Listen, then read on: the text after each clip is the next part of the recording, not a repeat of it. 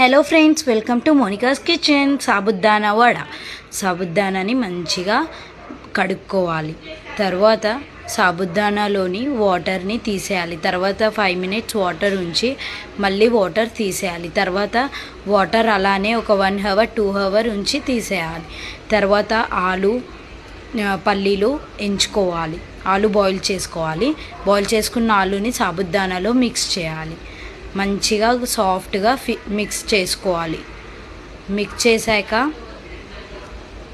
పల్లి పొడి వేసి మంచిగా కరివేపాకు, సాల్ట్, మిర్చి, గ్రీన్ మిర్చి మంచిగా మిక్స్ చేసుకోవాలి. సాఫ్ట్గా మిక్స్ చేసుకోవాలి.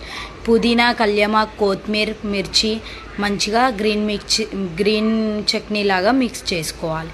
సాల్ట్, కొంచెం జీరా వేసి కొన్ని వాటర్ పోసి మిక్స్ చేసుకోవాలి. Green chutney ready. సాబుదానా వడని మంచిగా అనుకోవాలి, ఆయిల్లో వేయాలి. సాబుదానా వడ రెడీ. మీరు కూడా ట్రై చేయండి friends. Please share, subscribe friends. Ready.